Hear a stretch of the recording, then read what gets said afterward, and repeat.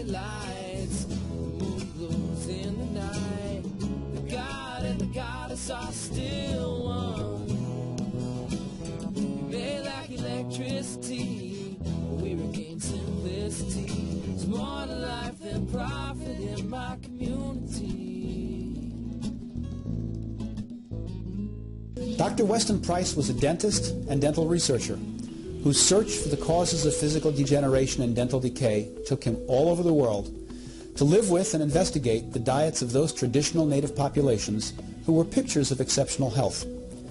This included the Swiss, Eskimos, Polynesians, Africans, New Zealanders, and many others, but always in remote tribal communities which had remained on their traditional diets as they were still far removed from industrialized society and modern refined foods.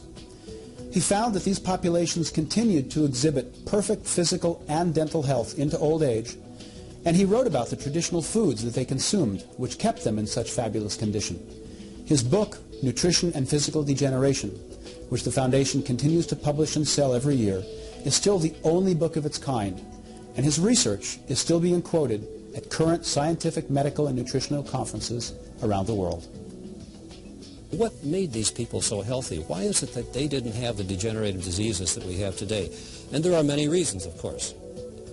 But again, getting back to whole foods, and regardless of what kind of diet one has, because Price's peoples were all different in terms of their diet, depending on where they lived, what the climate was, what kind of soil, for example. But the underlying unifying factor with all of them was that they were not eating refined, revitalized foods.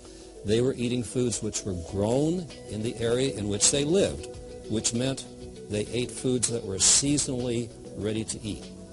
When Dr. Price began his travels back in the 1930s, he found degenerative disease was on the rise back then. Price looked upon the mouth, being a dentist, of course, he looked upon the mouth as being the window to the rest of the body.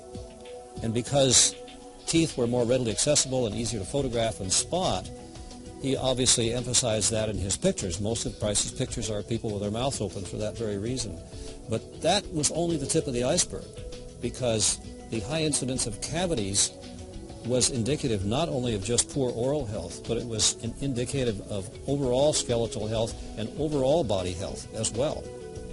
Price took the foods that the societies he investigated back to his laboratory. He had samples sent back there and he analyzed them. And he found, for example, that the food values in those foods in many of the very important nutrients, such as omega-3 fatty acids, which are, as you know, finally being, quote, rediscovered, unquote, almost 10 times higher than what we have in today's diet. Our diets today are very high in omega-6s, which come primarily from grains and grain seed oils. It's a total reversal of the balance between omega-3s and 6s that Price's peoples had. Dr. Francis Marion Pottinger Jr. was a medical doctor who was best known for his famous 10-year nutritional feeding study that he carried out with many hundreds of cats. The cats were divided into different groups where they were fed either cooked or raw animal-based foods, such as cooked meat versus raw meat, cooked or rather pasteurized dairy versus raw dairy. And the study describes in detail all of the physical and emotional problems which developed in the cooked diet animals but never occurred in those on the healthy raw foods. The cooked diet cats never even got past the third generation, since they lost fertility and the ability to reproduce. Just as today, we have more and more clinics specializing in using drugs to help people who have become unable to give birth to children. The study, and the book we sell which describes it, still stands alone in its ability to show the effects of consuming denatured foods as the population currently does at every meal. Pottinger found that 30% raw and 70% cooked didn't fly. It wouldn't maintain health. But 50-50, he still felt you could get along.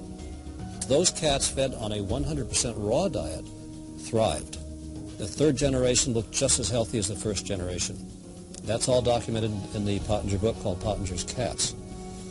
Pottinger found with the cats the same types of degeneration from the impoverished food or the in his case cooked food as well, that Price saw where the trading posts and modern people coming in to help the primitives were destroying them.